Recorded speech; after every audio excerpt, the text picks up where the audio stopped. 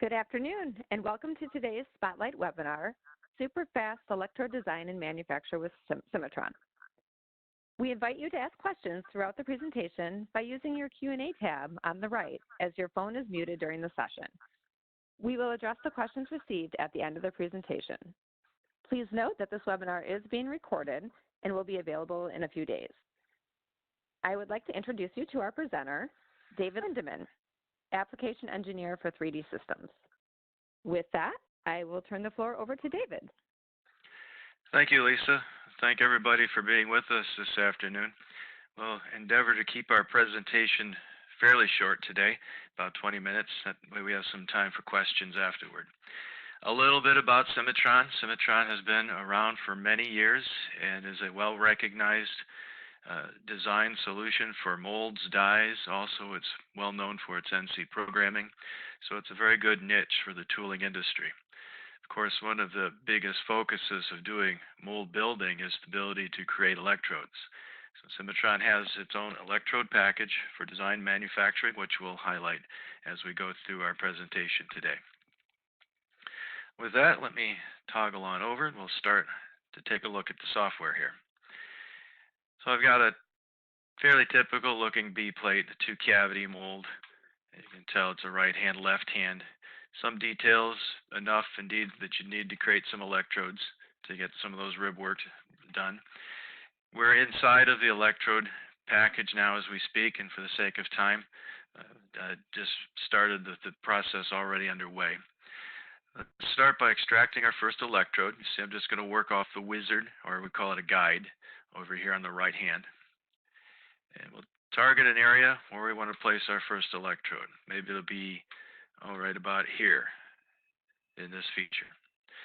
So it begins by putting in generally an outline of what that electrode size and shape look like. You can see I'm just typing some values in. It'll keep track of the orientation. It'll keep track of the angle, or how big it is, and most importantly, the position, so that it knows from tool center, in this case, how far to bring the electrode over to drop it into position. I have picked what I want, so that's going to be the feature that I'm going to create an electrode for. So just to focus on what we're working with here, you get an idea of what that geometry looks like. Working again over here on the guide, we'll first begin by looking at the blank. There's your overall graphite size, and again, this is the same position and everything. We're just going to keep track of it as we go through. The height of the graphite base, also the clearance, all that's kept track of. You can see it's easy to adjust by just typing in a few factors. Do I want a step base, a straight base? Maybe I want to do this so that I can finish all four sides and pick it up. So if I got my base well defined, we'll keep proceeding. Next, I want to start building some extensions coming off of those red part faces. So I'll do a quick zoom up, and we'll give it a size that you hopefully can see better. So right now it's working with a tangent extension based upon whatever it finds. So if there's 5 degrees of draft on those walls, those extensions will carry up at that 5 degrees. You can drive them up straight or drive them up in two directions, maybe up and out to the side hole. Each of these has the option of going a set length or all the way up to the blank, your choice, how you want to drive them. So I like that. That's a good extension to begin with. I'll apply it and immediately start building my next one. Maybe I'll go straight this time, and we'll set a specific distance. Now at min distance, basically it's bringing it up to a planar direction, a planar point, and that 100,000th is going to be the minimum value for whatever shape it happens to be coming off of. That's good. Working with the last one, let's set this to go straight to the blank. You see here, and I don't really want to take my time to cut all that. It's kind of pointless for me, so let's just use a simple step like you see here. That can be a contoured step as well, whatever the choice may be. That looks good. I'll say okay. So very quickly we've built the extensions that we need for creating that. We'll go grab a holder. Now there could be several different types of holders, and here I'm working with some Aero 1mm holders. We have 3R holders, and you can create your own holders or download a library of them, whatever the case may be. position that as we need to. You can see things are coming together. Let's create an electrode coordinate system, which when I show this to you, is basically going to be the pickup point.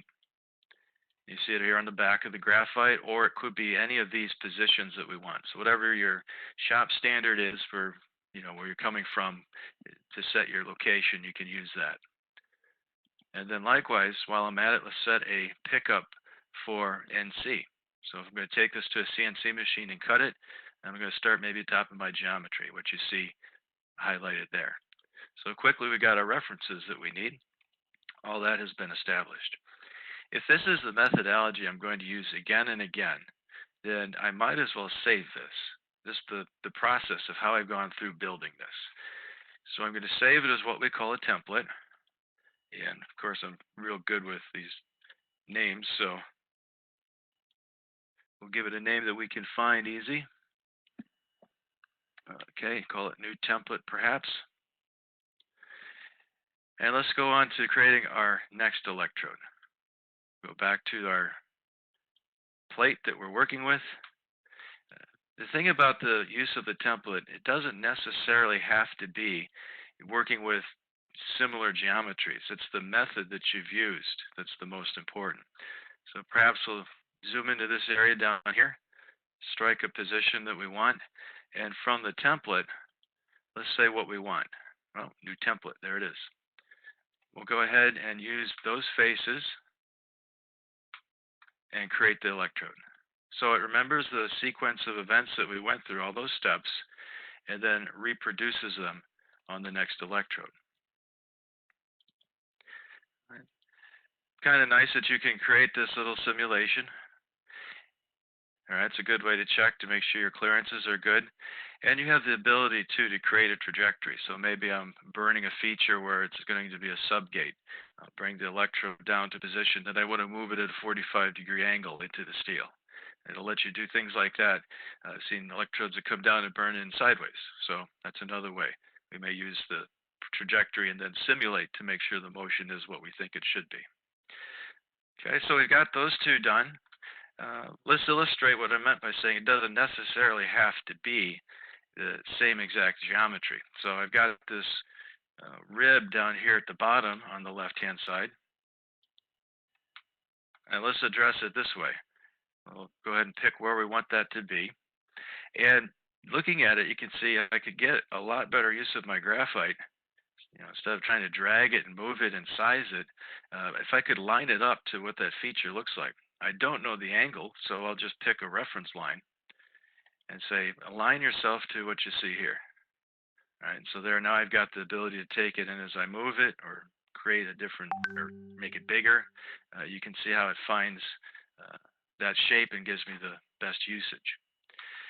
Also, if I want to make sure I'm working to standard sizes, I can always use my fit and center so that no matter how I've adjusted it, it will look at the mass of that and say, okay, that's what you want to work with. We'll go ahead and continue using the template. All the information that we just gleaned is recorded and it's going to stay with us as we go through the system. We'll go ahead and build this electrode. There's our third one. Now looking at this one, it's nice to be able to modify things because in a lot of cases I may not want to have every single feature on one electrode. I might need to use a couple of electrodes to actually burn it correctly. So in this case, I'm thinking that this little tab here, let's remove it. So just select it. It's now taken away from what I'm going to put on the electrode, but you see I've got all this graphite now that it says basically I'm wasting. I'm just cutting it off. One nice feature is those refits are always accessible. So if I've made a change, I can step right back over and say, let's just refit the height. So now it's reduced down, and the graphite I order will be graphite I use. I won't be cutting stuff off to waste it. Well, that means that little feature left behind is going to need its own electrode. So let's flip that back around, and we'll take a look at that one then. To make it easier to see, let's turn these other ones off. And we'll address this feature again. Get my position that I want. Tell the system that I don't want these particular faces. All right, so that's the one I want to work with. And again, you can center, you can do whatever you need to do. Just want to make sure those aren't picked. And then we'll go ahead and build our electrode. If you notice in this case, it tries very, very hard to get down in there, but with clearance. So however I would need to design that, I've got some very quick tools where I can hop in there and grab that particular geometry. All right, with that, let's look at something else. There's more than one way of going about building an electrode. I'm showing you the automatic quick way, but to point out that within this system is a full functioning modeler. So no matter what you run into, you can always make something yourself if need be and step through creating the electrode. Maybe in some cases you'll work on one portion of it manually and then do the rest of it using these automatic features that you see on the guide. Also, there is another set of tools that we can work with that's very, very handy. Pull an electrode using this long rib area here. All right, so again, we'll extract it, focus in, say in this area. Again, this is like a rubber band. It's going to snap to standard sizes,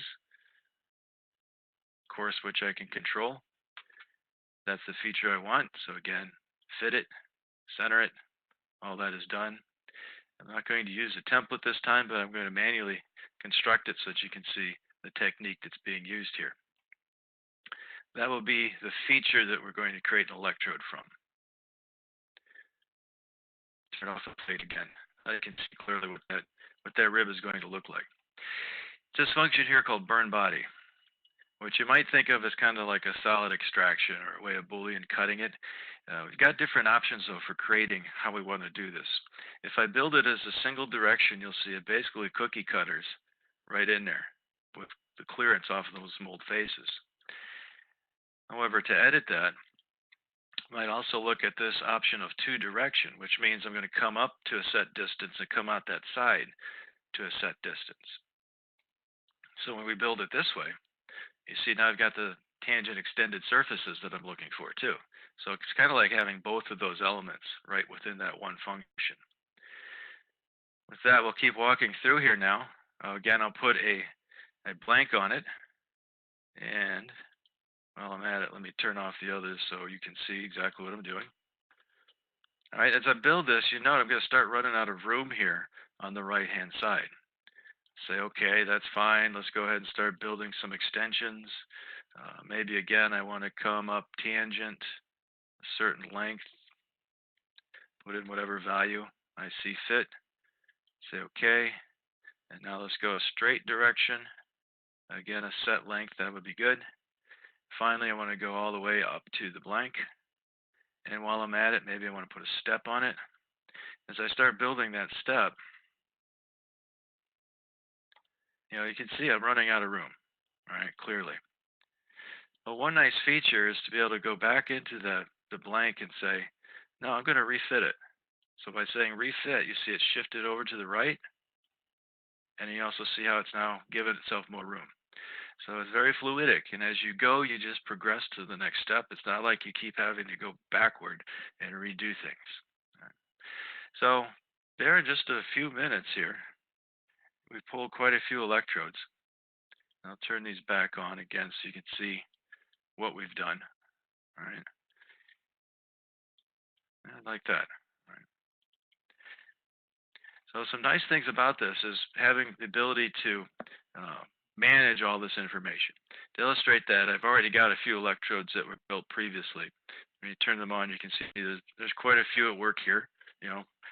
A lot of detailed drawings have to be made for all these electrodes. A lot of locations have to be kept track of and then put into the system at the machine. So those are all things that we need to factor in as we go through our process here. To begin with, let's take a look at how we'd control the information as we're sending all this over to the machine. And we'll work with EDM setup. And what this does, based upon whatever machine I have, it's going to help me program it, essentially. So you might see a machine that you work with fairly often on the list, and all this can also be customize. So basically what I did is I took the Charmy Direct and then I said I want to simplify it. So that way I have my own parameters in here as I work with it. Maybe I'm going to just work with one rough and one finish electrode. I can put in what type of clearance or orbit values I'm going to have, the type of orbit.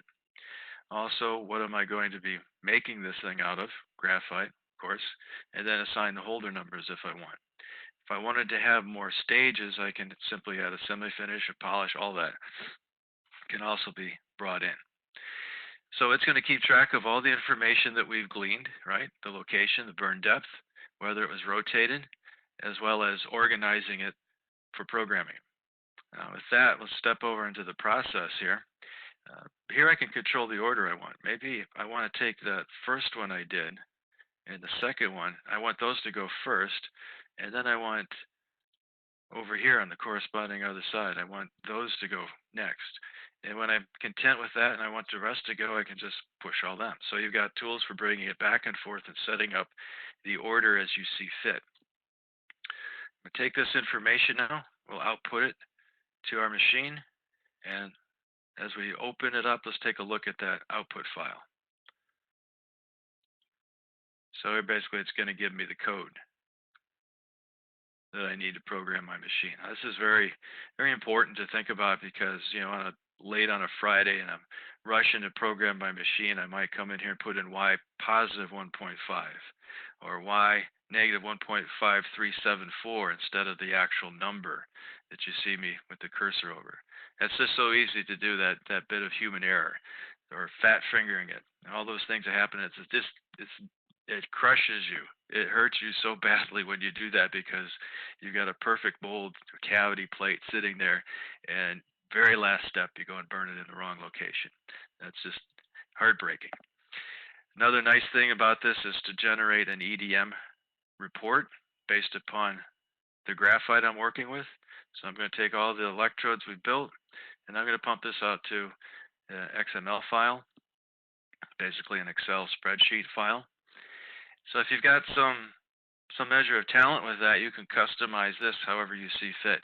Here you see I'm ordering rough and finish electrodes, and then it's keeping account of the sizes that I need for all of that.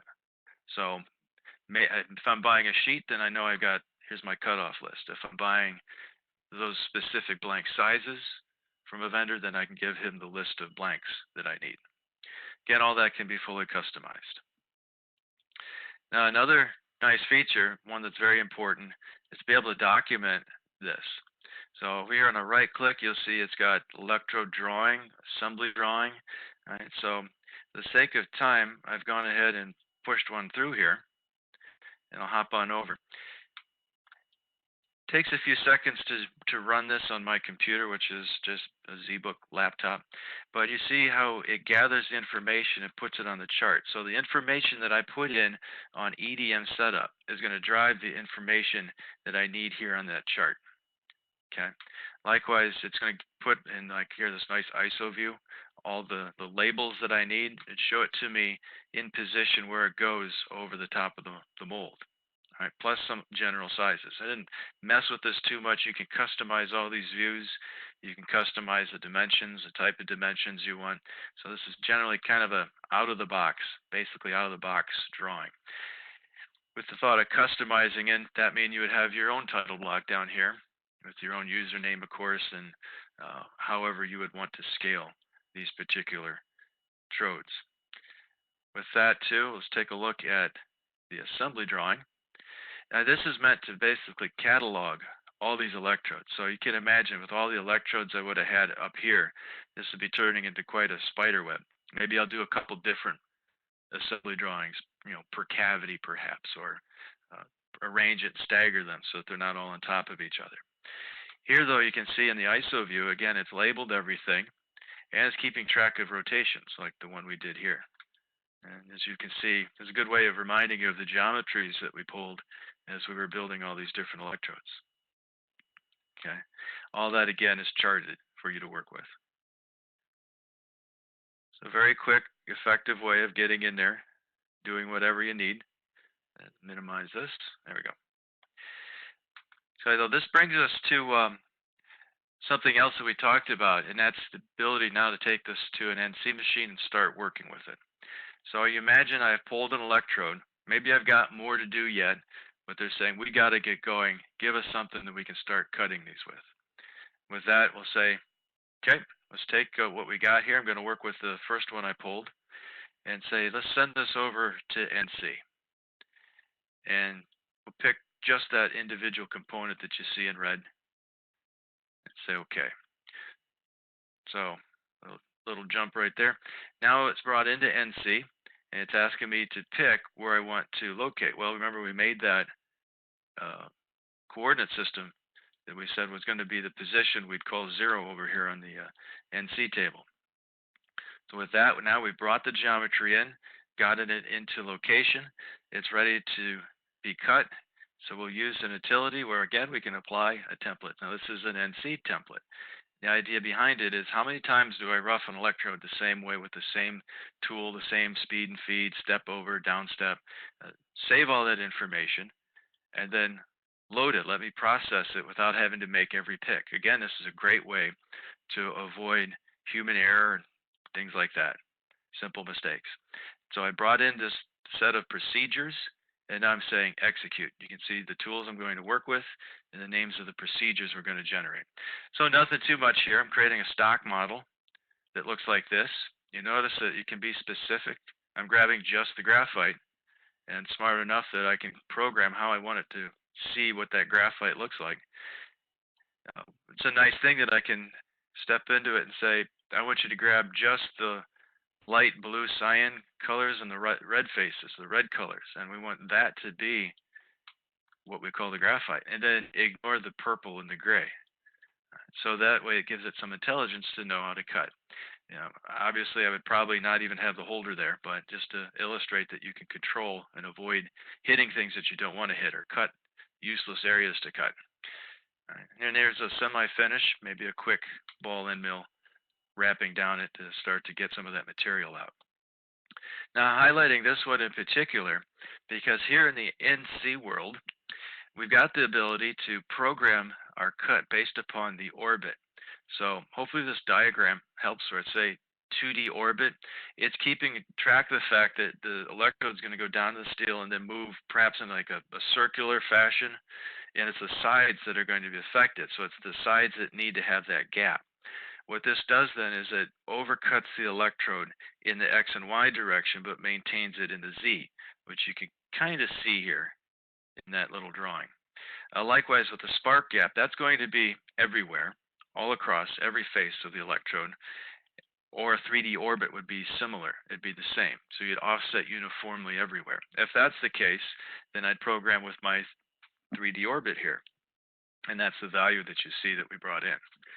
So with that, you can get the electrode you need right here, cutting it, and yet also designing it with that thought and intention behind it. Okay. Now with that, we'll step away here. I don't need to save that. We'll go back out here to our main assembly. And that is essentially the gist of what we wanted to show you today, is the ability to control these electrodes, check them, cut them, document them, take them over to the machine so that you can set up how you're going to go ahead and burn them. So again, if you have questions, I recognize this is a very fast presentation just for the sake of time. But if you have questions, we'd be happy to take them now and see what we can answer for you. Again, this is being recorded if you'd like to check this out later. Before I ask Lisa back, I just also wanted to bring out to your attention that we're putting together an online video series. Here's the example of the mold design one, and you'll find that for other important subjects like electrodes or NC. And those videos will be up soon so that you can always take a look at them if you have questions about the product or questions on how things are done. So I'll leave my contact information up here if you want to jot that down, and we'll give our attention back to our moderator, Lisa. Thank you so much, David, for sharing. We did get a couple of questions, so due to time, we'll go ahead and jump right in. The first question that came in was, can we create mirrored electrodes or electrodes used in multiple locations? Yes, we certainly can. So you've created the left-hand cavity electrode that you want to use. You tell it where you're mirroring about, and then you'll get another separate electrode for the other side. And what's nice about that is we mirror the geometry of that electrode, but we can keep the holder, which isn't going to change, keep the holder the same as it goes from the right hand to the left hand or vice versa. So it's a smart mirror. It's not just a mere function per se. And then if you have an electrode that you're going to maybe burn in multiple locations, you can do that as well. You can simply say, I want this electrode, I want one just like it over here, and you can pick the point, and then that can be part of your lineup, how you're going to go about doing that. Is it going to be a separate electrode? Or are you going to actually pick it up and say, okay, I finished with it here, I'm going to come over to another location and I'm going to rough with it there, for example. So that can be controlled as you go through the process. Very good. The next question is, do you also offer a mold design package, or does it only work with imported files, like step files? I know you said Yes. VNC, but Okay. Yeah, we do. In fact, that's one of the videos that's up that you could take a look at if you wanted to later. It is it's strictly you can bring in your part, your CAD file, step file from your customer, do mold splits, check for draft angles, check for slide motions, lifters, all of that, and then has nice tools set in it for automating your water lines, your ejector locations, building your runoff faces and shutoffs. And very quick, very powerful mold solution. Of course, all these things work together. It can be one integrated package. So let's say you like electrode again, for example. You make a change on your electrode. You've already gotten into the process of programming it for your NC. It will flag you and say the original design has changed. You want me to update it? If so, let me show you how it's affected. Things like that. Maybe you've got a new part file from your customer and you've got well in the way of your mold design. You can now bring that new part file in on top of your working part file, the one you started with, expand it, tip it about the same way, and now compare to see where did they add material, what did they change, or where did they take material away, and then bring that in with that change and make whatever adjustments you need in the design. So it works together, and yes, we've got a nice mold design package that a number of people are using. great. Next question, can I customize all my reports? Yep, you certainly can. Didn't get a chance to show you that either, but you definitely can make your drawings however you want. You can output your Excel files however you want. So it's all up to you. Very good. How about this? How good is your technical support? Okay.